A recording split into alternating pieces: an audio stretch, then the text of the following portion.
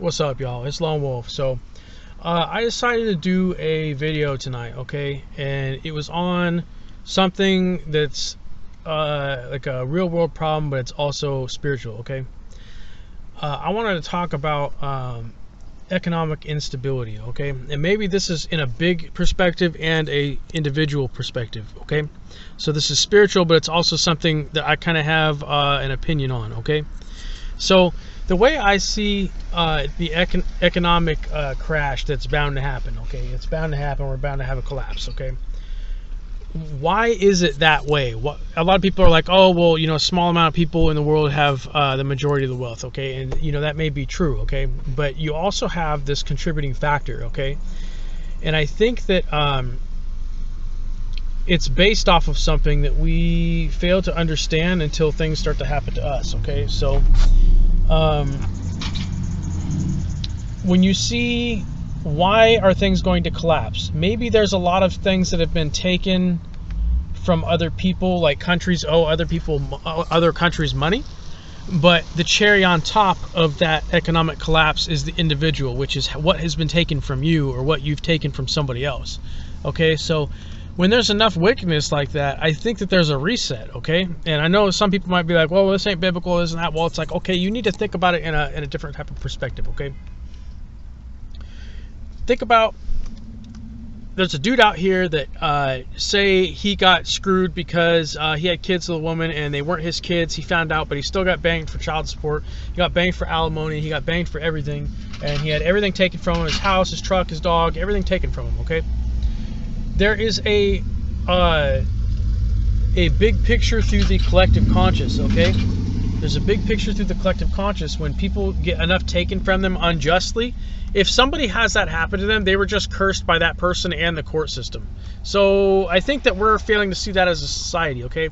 This isn't like somebody that's disgruntled and saying, you know, this happened to me, so I'm mad about it, so I'm going to say it. It's real, okay? Real. So you need to think about it. Just think about somebody that's been screwed over for something that they never did, okay? And they got, you know, took the blame for something that they didn't do, and they lost everything, okay? Enough of that happens in the world. There's a pressure that builds up that causes a collapse, okay? And I think that that's where we see, oh, the system's broken, quote unquote. Well, it's broken, and we talk about that because there's good people that get screwed over for things that they really shouldn't even be screwed over for. There's people that are out here that are paying child support for kids that aren't even theirs, okay? And you have some people that's like, that they're in debt for certain things that, you know, weren't even their responsibility. Like they co-signed on an apartment for their mom, and their mom completely ran off and left it, so their 8 months rent's tacked onto their credit report, and they got screwed for it. And that doesn't come down to the apartment complex. It comes down to the fact that their mom screwed them for it, okay? So little small things add up in the big picture, in the collective conscious. So we need to kind of see this, okay? So we see this from a non-biblical perspective, but from a spiritual perspective, okay? This is one that you can look back in the Bible and see things like the sacred chest that was taken and returned, okay? And it was taken and it was returned for a reason, because people started getting sick, things started happening, and it was like, okay, we're taking this thing back. This was a no-no. We're not supposed to do that, okay? Well, if the system is broken enough, it's gonna cause a collapse, okay? If we were to fix the system, things wouldn't have made it to this point that it has now, okay? A lot of what I've looked at, okay, is there's certain things in the world that don't make sense, that add up, that people on the individual level are getting screwed for, okay? If you look at outside of like child support, that type of thing, I'm not even going to speak on that. That's pretty evident as to what's going on in the world and how things are operating, that it's not good, okay?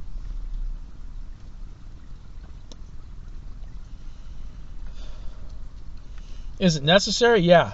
Child support is necessary. When it comes down to somebody that got screwed, here's an example. A woman and a man were together for a while, and she had kids, but they were with another guy. And this guy gets screwed and banged for child support for 18 years, but she goes back to the real father, and now they have the 2 kids, 3 kids, 5 kids. She's back with the father of the kids that's actually the father of the kids. And then this guy that just randomly got screwed by this person is paying child support for 18 years on kids that he doesn't even see, that he's been alienated from, that now he has to see this big family picture, but he's sitting there financially supporting an entire family, and meanwhile his credit is shot.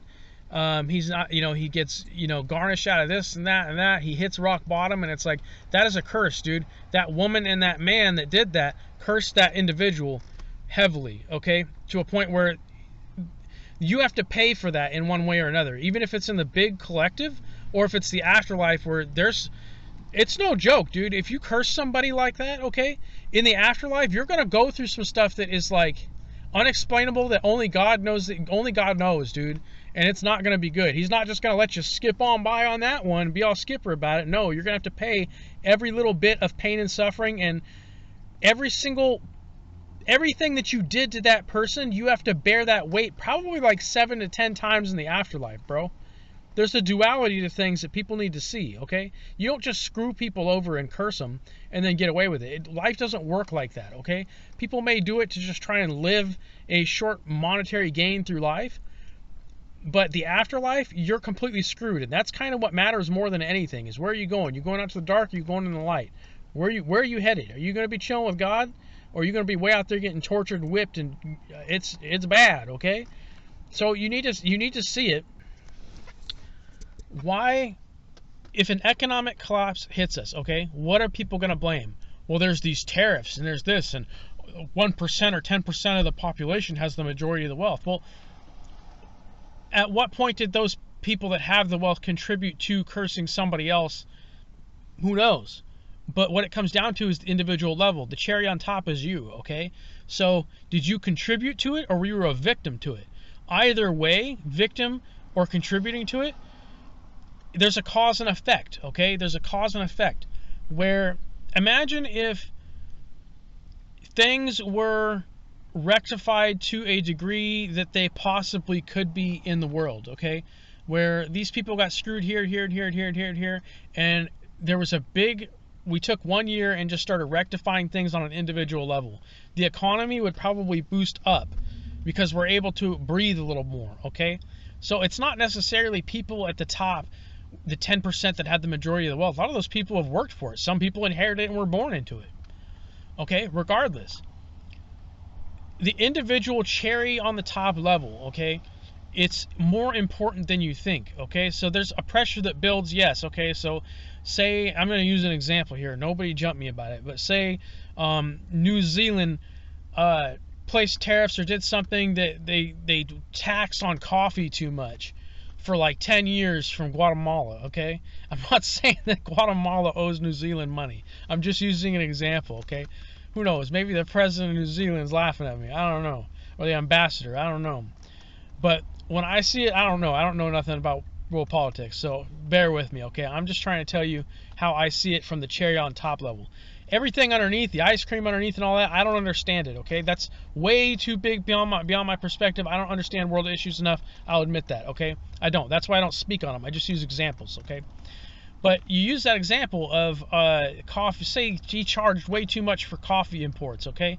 And Guatemala is suffering from all this economic stranglehold, okay? That maybe where the stranglehold and the grip on, the victim of the matter is why the economic collapse will happen, okay? That's how I see it, is people need to stop betraying each other, okay? And this comes from the cherry on top level. I don't know anything about world politics, nothing like that. So I don't need like some random politician from a country shaking his finger at me and being like, coffee doesn't cost that much. It's like, hold up. I'm just telling you from a cherry on top perspective, okay? You have to see it. Imagine if that man that was screwed for paternity fraud and parental alienation, this and that. And by the way, if you go and look at MGTOW, there's a lot. Those dudes would understand exactly what I'm saying right now because they are the victims from it. It's a problem right now, okay? The problem is that there's people that are going off and sleeping around, doing this and this and that, and it's happening. There's some dudes that go off and sleep with somebody, and they have a kid out there that they're not paying child support for. They gave this chick a kid, disappeared, doesn't even know his name, and boom, he's gone. Took off. That's your responsibility right there, okay? So, and sometimes that's unknown, where it's like these two people hooked up in Boston, and it randomly just, you know, oh, there, I'm pregnant, and he's gone, and this and that. So certain things happen, okay? Not saying that everything is so cut and dry and this and finger. There's things that happen that we don't understand, okay? That the circumstances are circumstances. When you have active malevolence towards another person that causes a financial strain on their life, that's where you have the risk of it, okay? And it's not like, oh, okay, well, the money's the money. Some people might say that, like, the money's the money. But it's like, does it matter that the money is in that person's hand versus the victim's hand? Absolutely. Why? Okay?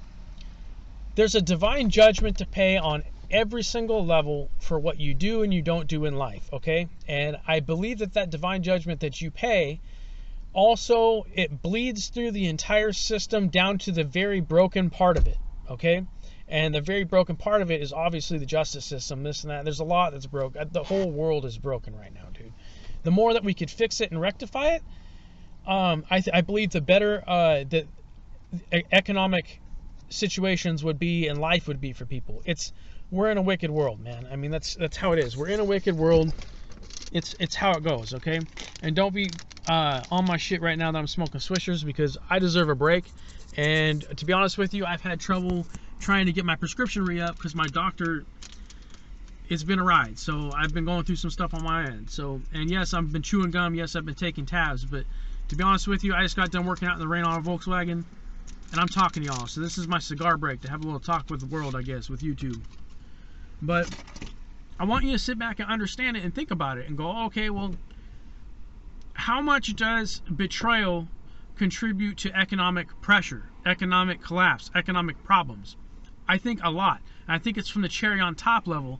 It's not so much of the base ice cream in the bowl that we all don't understand, that's being handled by political leaders, okay? We don't understand that on the lower level, okay? We just don't, okay? That's why a lot of people are like, I'm mad about this, I'm mad about this. I'm like, you don't even understand what's going on. There's probably reasons and information that there's most of the information that dictates your decision you don't even know. So you're dictating your decision based off a little bit of information that maybe you looked up, okay? Maybe there's other things behind that you don't understand.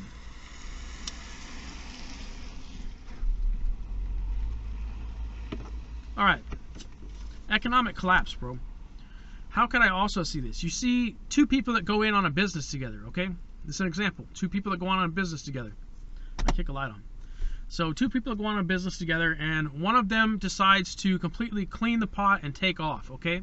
And leave this person, say he pulls all the shares out and dips and starts his own business and goes way up, and the other guy just collapses, okay?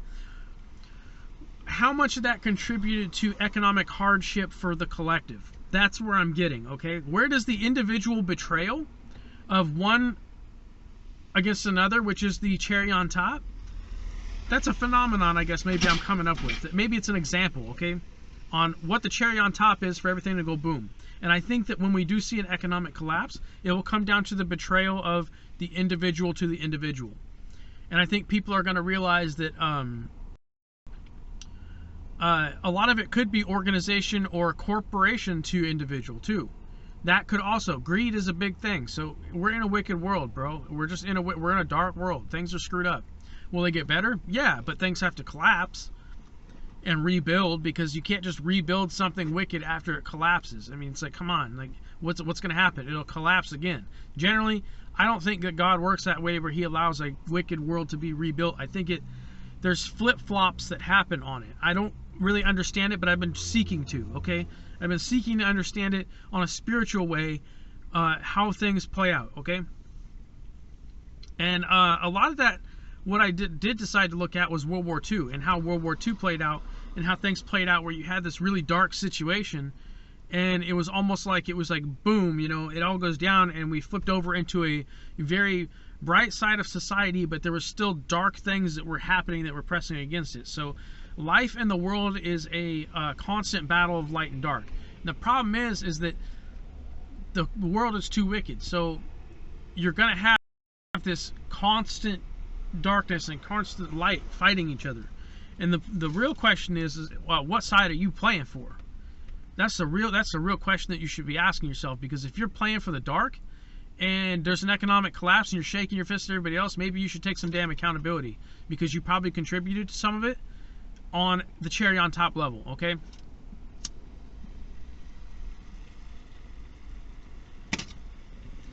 I do believe that if you're living through the era, okay, of an economic collapse, and we make it out the other side, I do believe that God will bless the people that did not contribute to betrayal to another person, and maybe not, okay? Maybe I'm off about that, okay? And I admit that I might be off about that, but through a spiritual lens, that's how I'm starting to see it, okay? That I'll use an example of of a situation that I saw myself, okay? And economic hardship, people have to pay for that, okay? If you deliberately did something malevolent to somebody to cause them economic hardship, you're going to get screwed for it. You're going to get screwed for it. If it's not here, you're going to have to bear some curse in the afterlife that's really bad, okay? And the thing is, in the afterlife, even if you're in the dark, so say you're in the dark in the afterlife and God throws you out in the dark, okay? Well, at the very least, maybe you don't have to bear a curse from betraying somebody in the physical. Maybe that's a good way to say it too. So you're not bearing some afterlife curse and going through all this stuff that God is probably going to put you through. And it's more than... God's judgment is beyond our human understanding, okay? We don't understand... We understand a little bit about God's judgment in the afterlife. That He will judge you at the gates, and you're either in or you're out, and your rewards are based upon how you were in this life, okay? The things you contributed to of the light, helping people in a Christian aspect, helping people convert to Jesus Christ and understanding His wisdom, okay? And understanding why He was here, understanding the Bible, okay? So when you help people out, God will flip you coins for that in the afterlife. I'm not saying you're walking around with a bag of coins and light. Maybe He builds you some palace in the light, and this is where you get to stay. You have this peace, this ultimate peace around you. So the way that God will bless you in the afterlife is completely unknown to me, okay? It's completely unknown to me. And it could be that the way God blesses you is the more obedient and righteous you were, the closer to the light that you are allowed to travel. So the more peace you gain in the afterlife. So the more good and righteous you did here, the more peace you get in the afterlife. The more wickedness that you dealt, the more chaos that you are enduring out in the dark. So you have to think of that and go, okay, well then how does God judge people out there based upon how wicked they were? Well, maybe it's like this, that the more wicked you were, the farther out there God will throw you and chain you. It's kind of like, well, you know, what are we doing here? I don't know. But back to it. Economic collapse, okay? Economic collapse. Sometimes you see that a lot of the times what you will see in life is somebody will get screwed over really, really, really, really bad, okay? And they faced a lot of hardship for it. A lot of financial hardship, a lot of physical, emotional, and spiritual hardship for it. They get blessed here. But they also get blessed in the afterlife based upon how they handled it. So if they walked around all wicked and decided to take their anger out on every single person around them, it's probably going to be a situation where maybe you got blessed with everything in return. But in the afterlife, maybe you're punished for your wickedness on how you reacted to it out of foolishness. There's a duality to it here and after. I think that's kind of where I've seen it, okay? There's a duality here, there's a duality after. But it all depends on your actions, on what you did here and how you handled certain situations and how you navigated through your life. So you'll see certain people that maybe they got screwed over and they decide, I'm going to screw over every single person around me just because I'm resentful about me getting screwed over. God ain't going to be happy about that, okay? You may gain some sort of short monetary gain here based upon your behavior because maybe the devil curses you and goes, you know what, I'm pleased with that. I'm going to curse you with this money here. And you live a financially comfortable life, but afterwards you have this twist in your brain where you're not able to like operate efficiently, okay? And you'll see certain people like that do witchcraft or that do curses and that curse people out here or do stupid stuff. I've seen this before. There was a dude that he was one of those that like tap dances between light and dark, okay? And drops curses and hexes people and does all this stuff. After enough of people doing that, you can't really eat from, you can always eat from the Bible. You can always eat from the Word of God. But I think that there is a certain point where your spirit can only eat that much from it. Once you've done so much wickedness to people, you can see it, you can eat little crumbs, but you can't have the pot of honey that God gives the righteous. I think that God will give you this, if you're a righteous person, God will give you this unlimited amount of food. You can have an unlimited amount of food from this book.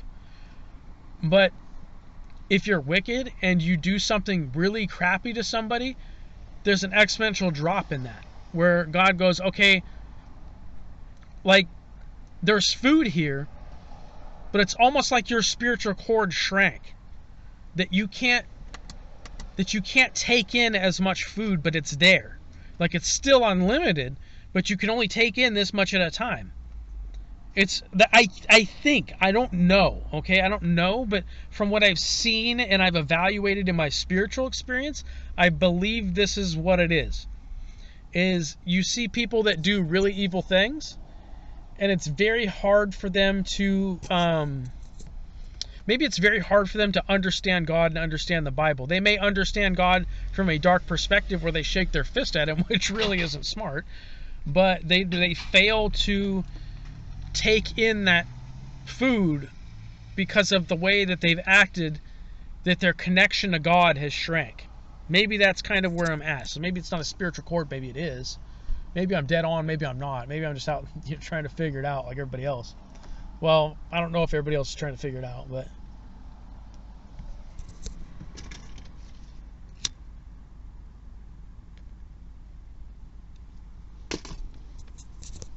mind you, I haven't talked to anybody about this.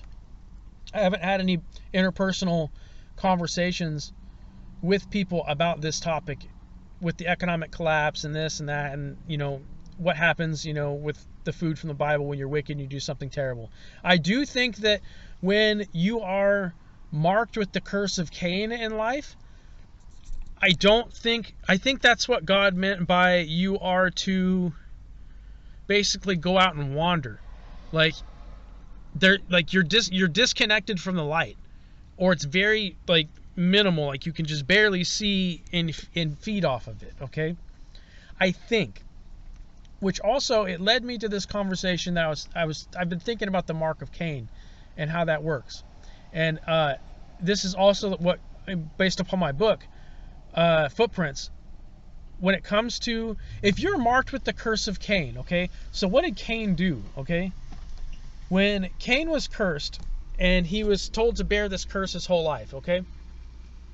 I believe that Cain was obedient for the rest of his life as much as he could possibly be. I don't think that he went and got... I think that mainly that curse was too much to bear, that he... For some reason, his life was, I'm just going to live this life out with this curse. I'm not going to make it any worse than it already is, okay?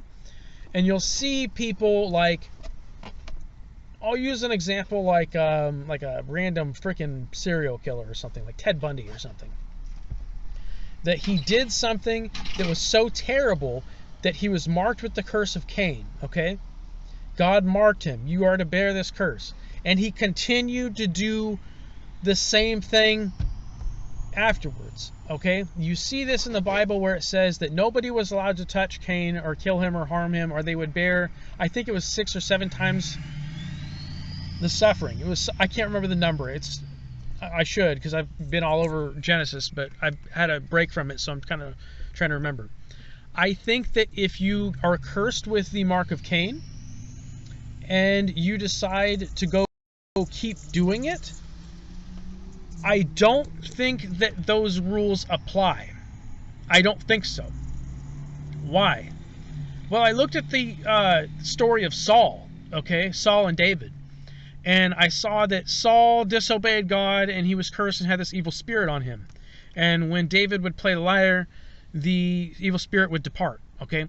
So David was important for him to have around. And when he betrayed David, it was almost like his connection to the light was completely taken away from him. like he knew that David was supposed to take the throne, but he deliberately went against it to try and get rid of this guy so he could hold power. But what did we see? Okay, was there at any point that you can see in the in Samuel, 1st, 2nd Samuel, or any of those books, where Saul turned around and questioned himself and went, maybe I shouldn't be chasing this guy down, that maybe I should do this a little differently? I never saw that. I never saw a point of reflection from Saul in that book. I saw straight ahead, chase him, take him out. Even when he was overtaken by David and David did not kill the man, he was still hell-bent on just, like, it was almost like its own possession, okay? So what do I see? Well, what happened to Saul? Well, Saul, he ended up in a battle that he couldn't win, and he, basically fell upon his own sword, and his enemies just wiped him out. So if he was marked with the curse of Cain, okay, if he was marked, obviously God allowed him to be touched and taken out. So that's where I got that ideology that if you're marked with the curse of Cain, you can't just hide behind that mark your whole life and go, I can just keep doing it. Like, I don't think God operates like that. What he will do is, here's this curse that you have to bear. And yes, it's too much to bear, but you're going to bear it anyway. Look what you did. Put your face in it. You're in the gravel, dude. We're putting you, it's some pretty bad gravel too. Look what happened with Cain. He had a brother that was born that was basically labeled as Abel's replacement. And he had to deal with that. So you know that there was a certain thing in his mind that he was going, I really wish that wouldn't have happened, and that makes me mad. Or at least stings, like he got rubbed a whole bunch of rubbing alcohol into his wound. So, and I think that's inevitable. Maybe it wasn't, and he turned and went, you know what, you all have a point. That maybe he was the person who had the self-reflection about it. And that very well could be. That if you look at the story of Cain in the Bible, there was a big gap. Like, there was a big gap there where you're like, what happened? Like, he's marked with this curse. It does say that he had, I believe a wife, and I think it was, I don't remember how many children he had. I got to look that up too. I'm constantly combing over Genesis, dude. I already wrote Footprints 2, and I still have questions. That's why I say, the more you comb over each book in the Bible, the more you're going to be awakened to and see. So, if you have somebody out here that cursed somebody terribly, okay, like created this extremely bad, wicked, witchcraft, crazy curse and dropped it on them, okay, and you know what, here's your curse, screw you, this and this and that, and they already have done this about 1,000,000 times. I think the mark of Cain has a there's a scale to it, okay, where maybe it's like, say this guy walks around and he casts this freaking demon on somebody, okay? And this is me talking in a perspective against witchcraft. I don't like witchcraft or black magic. You got me messed up, bro. But say there's this person that's casting this spell on one person, and they're cursed for it. Well, obviously you're cursed for it. God's not going to just let you do it. You're cursed because of it. You're cursed because you did something dark deliberately to somebody. And this person keeps on doing it to other people. Maybe it's one of those things where you're not untouchable, dude. Like, you can't just hide behind this, or I'm cursed by God, so nobody can touch me. It's not like that. If you're cursed by God and you turn from your wickedness and you decide to walk as straight as you possibly can, even though you're told to go wander, that you remember that happened and that you have to bear this curse and it's bad enough, I'm not going to make it any worse than it already is. That maybe you only have to suffer a certain point, and maybe God makes it where, in a way, doesn't have his hand over you like Abel, but has his hand over you like, well, here's a curse on you, so, don't touch him, or this is going to be 6-7 times as bad for you. And there's a scale to it, okay? I mean, there's a scale to it. So, where does this fit in with the economic collapse? And this is where I'm going to tie this video in I'm actually, believe it or not, I just got done working today. I went and did an outlet coolant pipe on a Volkswagen. I got a job coming up tomorrow. So this is more of, and I went and DoorDash tonight. Who knows why I did that? I got to get gas money and start buying Christmas presents. I don't really know what's up with that. And well, here I am. I decided to pull over and do this spiritual talk after reflecting on this over probably about maybe a couple hours to 48 hours, okay? So the gears have been turning in my mind, and it has led me to go read the Bible more, okay? Which, by the way, I've taken a little bit of a break from it, and it's mainly because I'm working so much. And I'm writing a fiction book, too, so a lot of times I'll write a fiction book where you're like, okay, I'm out in the dark writing this fiction book. But I come back to the Word, and I'm like, okay, don't lose sight of this, this, and this. So you can work out in the dark and do something for yourself, but you need to be in the Word of God and not losing grip of your mustard seed and your faith and your wisdom, okay?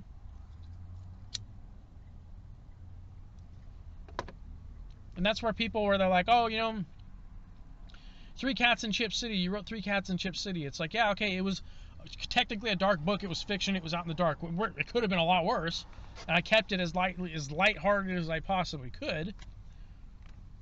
But, well, a lot of people are going to ask me, why did you do that? Okay, and actually, one thing is that maybe I wrote that book out in the dark so that people read that book and they're like, that's a really cool book. I really like that. And it's like, well, what other books does he have? Here's Footprints 2. And they pick it open, they read something and go, oh, I can get wisdom. Huh. So, really, me doing fiction books, yes, they're great. I like doing fiction books. They're fun. Okay, they're fun for me. They're great. Okay, whatever. But at the same time, they're a milestone to lead you back to that ministry. So people may just, oh, we like the books and, you know, we're not going to read Footprints. It's like, well, at least the option was there that was my intention for you. That if I wrote a book out in the dark like Three Cats in Chip City, that maybe you stumbled upon Footprints and you learned something and rectified something in your life, or you repented for something, or maybe you even converted to Jesus Christ and started reading the New Testament and started walking your own path. Okay? So, look at it from a bigger perspective, okay? How does all of this contribute to economic collapse, okay?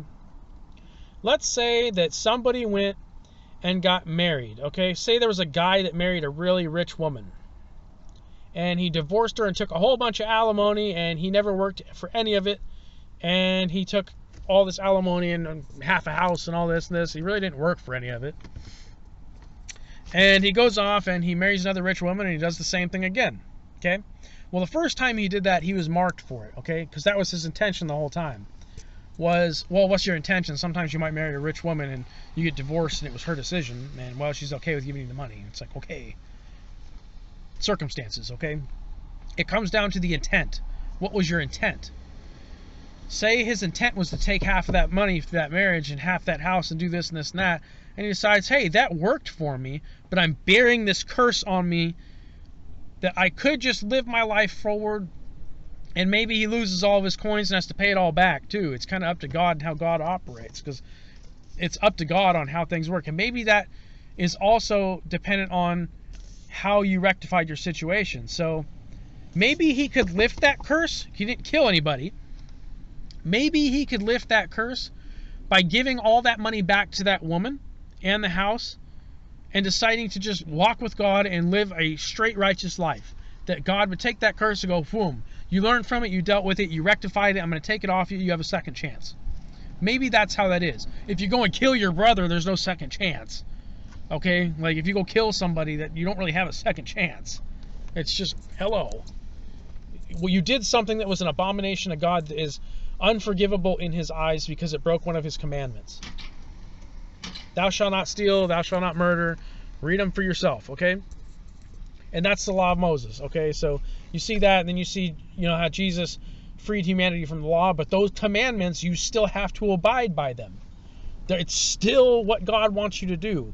Just because Jesus showed up and preached the word and did all this, and he died for your sins, it doesn't mean that you're off the hook with what God's laws are, okay?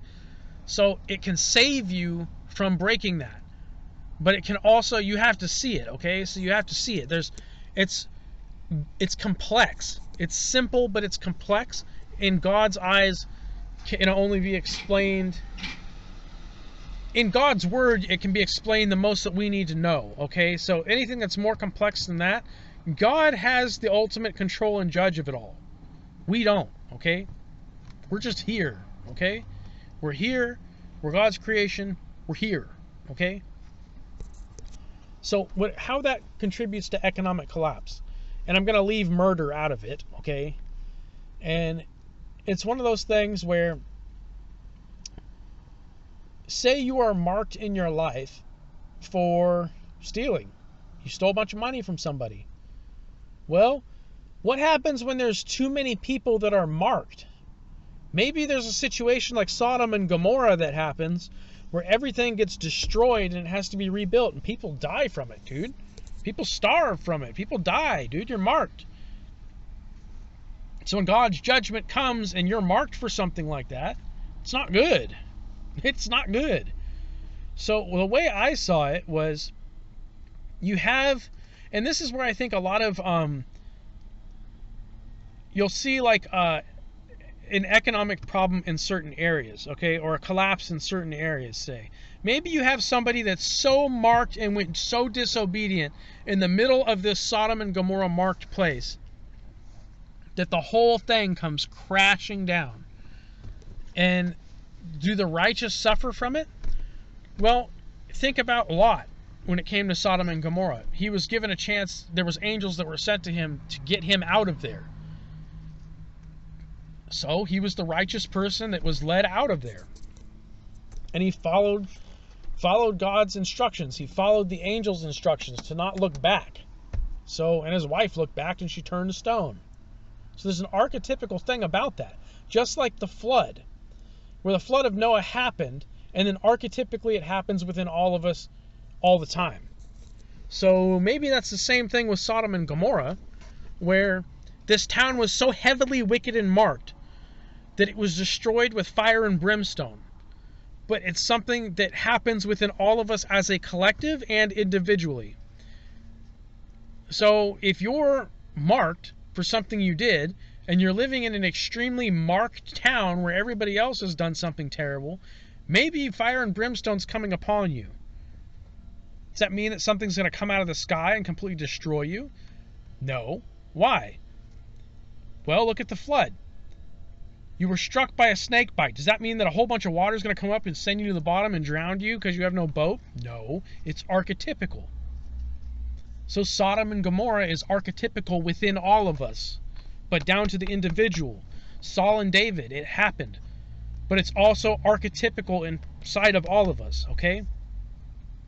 So you don't get yourself marked and then try and like chase down some guy that's helped you out and this and that. We see it all the time. It's all the time. What happens? Well, the person gets screwed for it, dude. People get screwed for stuff like that. You don't constantly betray somebody and keep just like, obviously it's evident to the outside world and everybody else. Even if they face no legal ramifications for it, you have a freaking reputation for it that has completely destroyed. This is where you see people that they screw their lives up so badly that they leave, they run, because they betrayed somebody or a bunch of people and kept going to the extent where they wanted them gone. Witchcraft, curses, this, that, doing this, doing that, trying to deliberately trip people up. You don't do that. Like, read the Bible and you will see these repetitive stories that they interlock and they interlace, okay? It's not hard to understand. You really have to read them and take time to reflect on them and how they connect, inside and outside of you, on the event that happened itself, but how it relates to your soul, to your existence and how you're here, okay?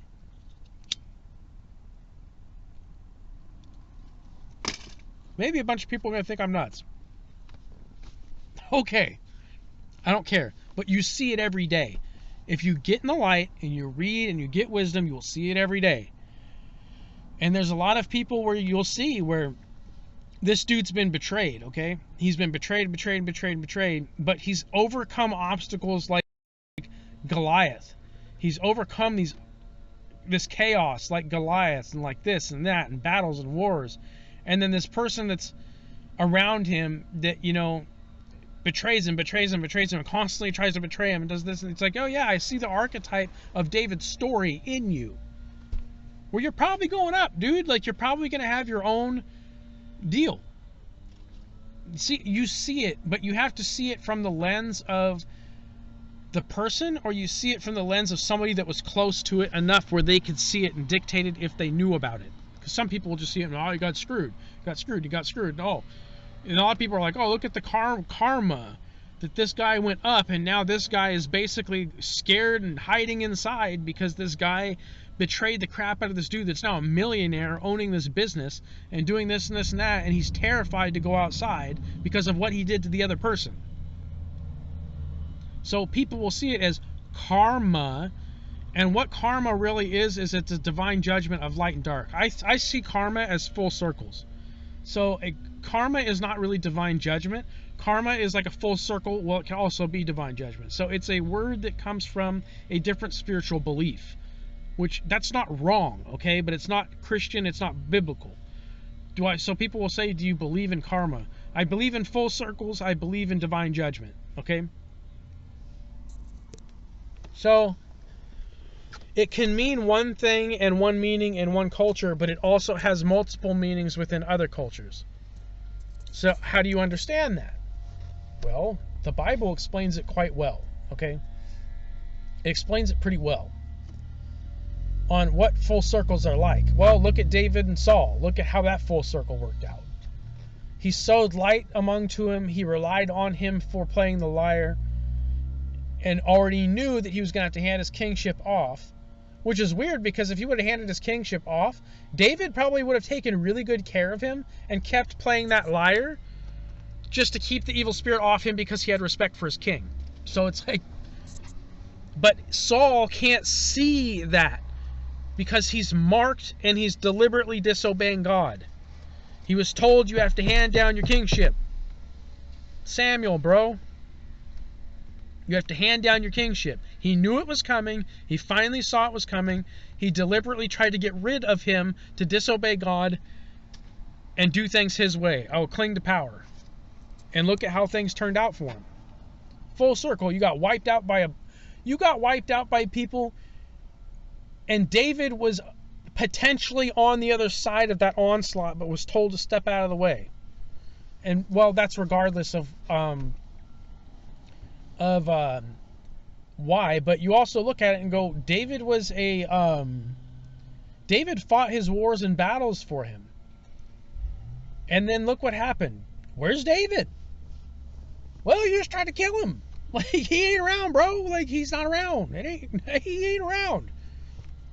So you're looking around, it's like, well, you're going to get overrun now, bro. Like, look what, it ain't even so much of, yes, it was David leading those battles and wars, but it was also God. Like, God ain't just going to let you just keep going and then turn around and win a war. Like, it won't fly that way. Things don't go. That's where you see that God has control of everything.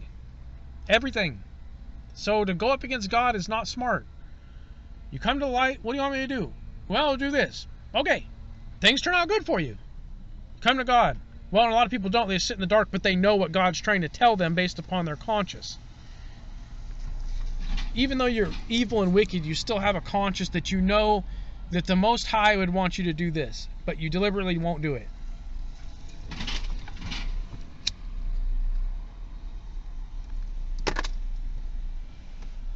Well, let's think about it back to the cherry on top. Economic hardship, okay?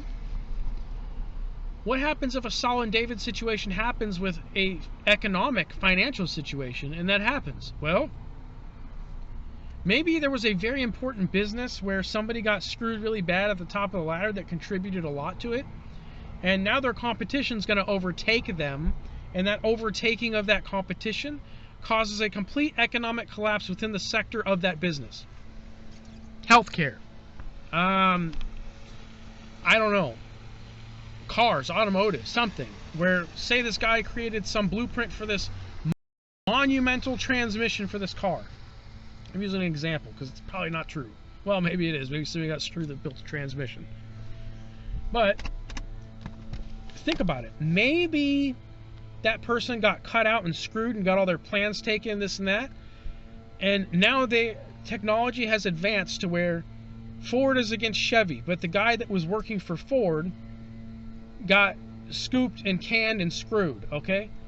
Now they don't have that person that was in the paint and that was that person that was to compete with them, to hold balance. So now there's no balance and you get swapped. I'm not saying that Chevy's going to own Dodge.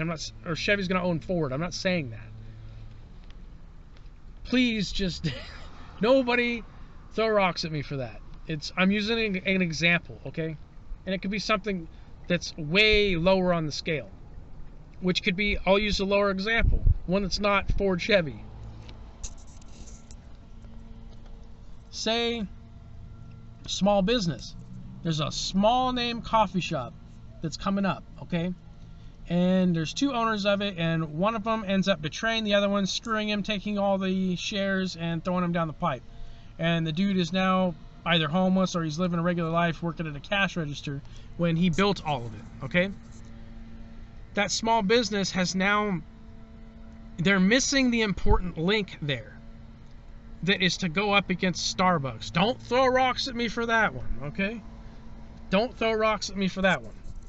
But say they're up against the big corporation and they cannot thrive, and the missing link, you betrayed him. You know that's the reason why you're not thriving and why you can't compete, because that person had all of the ideas for it. He was the one that put in all the work. He was the cornerstone that they threw out. So you look at it and you're like, well, yeah, okay, now you have this big corporation that has overtaken the entire game where there's not much competition there. And there is. Starbucks has competition. There's BlackRock, there's this, there's that, they have competition, okay?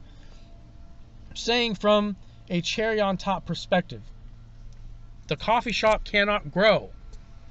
Why? Well, now you have a reputation. Who's going to want to do a business deal with you when you completely screwed the other person? Because you're probably going to make a business deal with them, and they're going to screw you too. You gain a reputation for yourself based upon how you act. So maybe that's your full circle. And that could be that person is like David and has to watch that. That he sees you get overtaken by your enemies. Not that you died. Well, maybe you got put in prison for fraud. Maybe something bad happened to you, bro. Because you screwed that person and they were the very person that God sent you to hold it together. God has control of it all. He has control. So when there's an economic collapse, God still has control of it. Has it happened before? Probably. There was a famine in Egypt. God had control of that too. It's true. God has control of all of it, okay? You can see it in the Bible, but you can also see it in real life, okay? You can see it in real life. The economic collapse that will come to the world, I believe, is a buildup of pressure, of betrayal among everybody. The cherry on top is the big problem. The other stuff in between, the ice cream in between, that's for political people to deal with. Do we get affected by that? Yeah. So there's other things that come into play. It bleeds down the line. So it's not just shaking your fist at political leaders and shaking your fist at government and shaking your fist at them. Well, sure, do that, but maybe you need to go look in the mirror and shake your fist at yourself. Maybe that's a humbling way where you look at yourself and I shouldn't have ever done that. And maybe you should take a marker and write on the mirror and go, how can I rectify this to make things a little bit better? Because maybe I'm cursed with this. That everybody's cursed with something. You stole $100 from your dad's underwear drawer, you're cursed for it. Go put $100 in his underwear drawer. Well, don't. That's kind of weird, especially if you're an adult and you've moved out and you go back there to put $100 in his underwear drawer. That's kind of weird. But you give him $100 back. I'm going to rectify this, dude. This happened, but I never did anything about it. Especially if you did it again and again and again. You need to line that up, and I need to take the sacrifice to myself and go rectify it. It makes the world a better place, and it's a selfless way, and that's probably what God would want you to do. Not throw it over your shoulders and I stole $100 from his Hanes drawer. We're not playing that, okay? You got to see it. You got to see it. And people could look at me and say, you're wrong. And people could say, well, the reason why this is happening is because of 50,000 different reasons. And it's like, well, there's other contributing factors too. But what would make economic hardship a little bit better if you took the sacrifice and rectified your wrong? I feel like I could tell people this until I was blue in the face my entire life. And very few people will pick up and do it and realize it was the best thing they ever did. Because after I rectified that, I went through this era of my life where I was cursed for doing this, but I rectified it and God maybe opened a door for me. Even if it's not like, oh, he opened a door for me that I can go back and maybe I can be a software engineer. That maybe he opened a door where I can think in a more clear mind and my reputation is somewhat rectified. Where people can see you and go, well, he stole $100 from this guy. Well, 5 years later, he decided his morality was more important and he paid it back anyway. Maybe people look at that from the outside and go, huh, maybe I'll shake and make that business deal with him. And maybe with the rectification of that is I screwed my business partner. I'm going to let him back in here. He can deal with it, but I'm going to sit down on lower on the totem pole and pledge my loyalty to that person and try and rectify it and make it better. This happened, but I want you up there and this and that. Hand over your kingship. Well, that's kind of a weird way to say it. But maybe there's archetypes within stories that we should pay attention to and apply to our own lives. Ta-da! Maybe I'm onto something there. This is good, by the way. I've been out here running today, so it's 11:30 at night. I'm about to start working again. So another automotive coming tomorrow. So another video.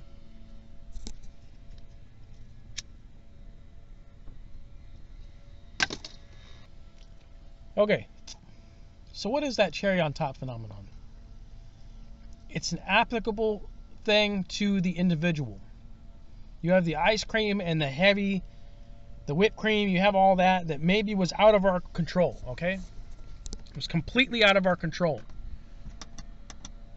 But how the cherry on top is the thing that we can at least say we played a part in.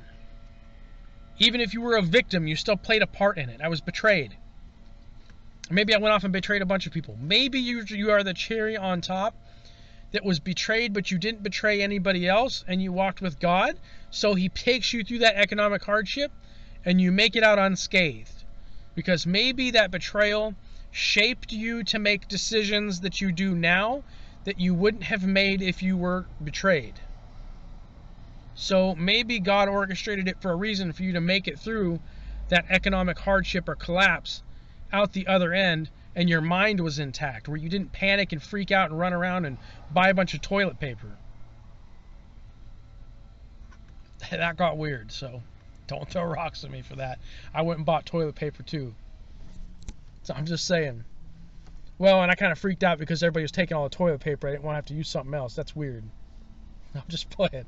But realistically, look at that phenomenon, okay? Look at the phenomenon with the toilet paper and COVID, okay?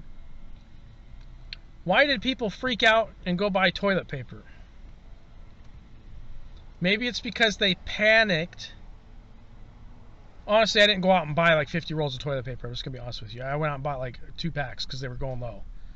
So, people who went out and freaked out, and I mean they just freaked out, and went and spent like half their life savings on all this survival stuff, okay? Why? They panicked. Maybe they didn't necessarily betray people, but maybe they didn't have the wisdom in their mind from the Bible to be able to walk through it and go, you know what, God will provide. I know I'll make these smart decisions. When in reality, maybe people are still using that toilet paper they bought through COVID. Maybe they got a closet full of that stuff, man. I don't know. You look at that, the toilet paper phenomenon, bro. How does that contribute to the cherry on top thing? Well, What were your own contributions to your economic hardship through hard times? Bought a bunch of toilet paper, bro. So I was eating Top Ramen for the next like 3 weeks because I went and stocked up on 500 rolls of toilet paper. So I don't have any food, but I can use toilet paper. I don't know. There was things that I saw where I was like, hold on a second. So in an economic collapse, say we had an economic collapse today, how are people going to react? Is it based upon the cherry on top phenomenon, whether you were a victim or you were a perpetrator of the betrayal? Does that influence your decision every day, whether you make it through the hardship or you don't? And what I mean by making it through the hardship and you don't, well, maybe that comes back to the ark. Do you have an ark built where you're not going to panic? You're just going to trust God and do what he says and straight through it? Or you're going to panic and freak out and do all this stuff and you're going to sink, okay? And what does that mean? Well, out the other side of the economic collapse, maybe you are homeless and lost everything that you own. That is a terrifying thing. You lost your responsibilities, which were the animals on the boat. You lost it all. You're screwed. You are on bottom and you have to come up all the way back up.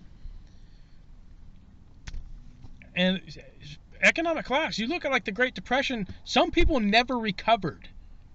Some people lived very hard lives after that, okay? And once again, that was in a different era. Was there still wickedness? Of course there was.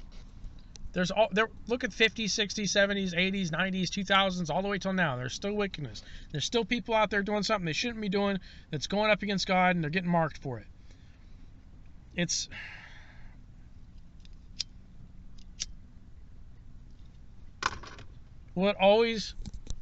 question is, will it always be that way? I do believe that there will, up until a point that Jesus comes back. That's when things change, where you go, what's up? And I don't even know the extent of that. I'm just here and I'm on the right side of the coin. So economic collapse comes in. What are you going to do? Are you going to panic and go do something on a whim decision that's going to put you in a worse place, or are you going to use wisdom? You can see more when you have oil in your lamp. If you have no oil in your lamp, you cannot see anything. You can't see. So you're blind to your decisions. I just need to do this, this, this. You have wisdom. Okay, this is going on here. I know this and this and this. I need to survive, and God will take me through it. Yeah. So you make wiser decisions to make it through the ice cream bowl of economic collapse, which is, I don't even know how I came up with that example, but the cherry on top thing came to me tonight. I just got done eating chicken, potatoes, and mushroom gravy, and it was a wise decision for me because, well, I could have gone off and bought a hamburger that cost me $13, and I could have just ralphed that down, and that would have been a foolish decision because maybe the economic collapse shows up, and all that $13 I spent could have been in my hands. So there's things that lead up to it. Your own decisions lead up to it. On the cherry on top level, it's also how you betrayed yourself. So you can be a victim and a perpetrator of your own betrayal, which is maddening. So not only did you betray other people, or did you get betrayed, but you betrayed yourself, which is like mind-bending, where you're like, well, what's up with that? Because you had no wisdom. You had no oil in your lamp to understand these things. Yeah, maybe I made a foolish decision with the cherry on top, went and bought a coffee for $5. Maybe I need that $5. Economic collapse comes, I got to sell off something that I really needed. Could be. That's a scary thought, because you don't know what comes tomorrow. You don't know what's here in a year, 2 years. Who predicted COVID? Nobody. Some infectious bat got sold in a market somewhere, and nobody could have ever expected that to happen. Nobody just knew, like, oh, in 2 years there's an infected bat that's going to hit the market. It's like, come on. What did everybody do as well? Well, people panicked. They went and got vaccinated, and they didn't really have much. They said that it was safe. They said this. Regardless, I don't even want to bring it up. People are going to start throwing rocks at me in this. I don't care. But people panicked and went and got vaccinated. Or they went and panicked and did this, this, and this, and this. It's not necessarily a economic collapse. It's a collapse in general of something. Maybe that's a flood that gets struck among the collective. A collective flood that gets struck, that people make foolish decisions because they have no wisdom. Did they disobey God? Maybe they did in the process by not making wise decisions with their wealth. That they didn't honor God with their wealth first. Good way to say it. As I'm smoking a freaking cigar, but $2.50 didn't cost me $10. Got a little bit of wiggle room there. But realistically, okay? Maybe there's other examples people can use, okay? Where maybe before COVID hit, they went and bought this new gaming system, okay? And it cost them a bunch of money. They threw all their money at it. They did this. COVID struck and they were broke, okay? Or they took their COVID stimulus and they blew it on something like that and they're broke. They're having trouble finding food. They're eating top ramen. Maybe they didn't make it through COVID. Maybe they got sick. They went on the streets. They got sick and died. I'm sure that there is some circumstances out there. Maybe not.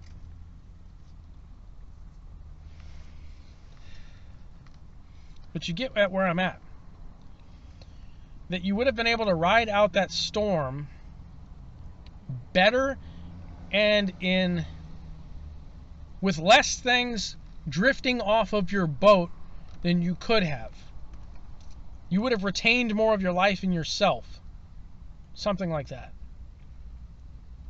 That maybe you could have made it through the pandemic and you could have continued to play or continued to pay for your son's football league, which would have sent him to college ball.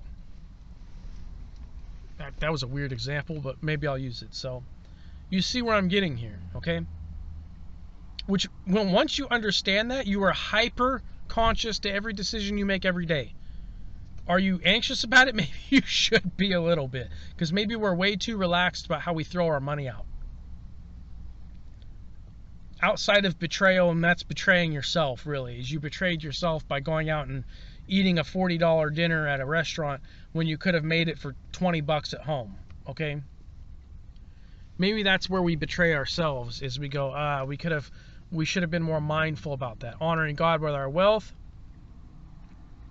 That's a whole other topic, but it also interlocks, okay?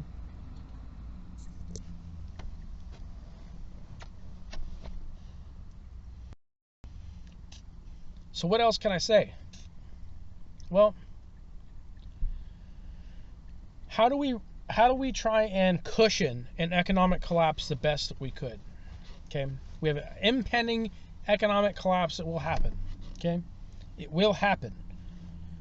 Everybody agrees that we will have an economic collapse eventually, okay? How can we alleviate that with the best cushion we could? Rectify as much betrayal as you can. Stop betraying yourself and honor God with your wealth and everything you do.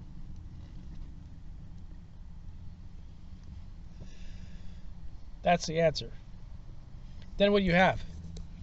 An economic hardship, but you also have a cushion. And you're making more righteous, not even righteous decisions, but wiser decisions every day. So, till next time, Lone Wolf. Peace out, yo.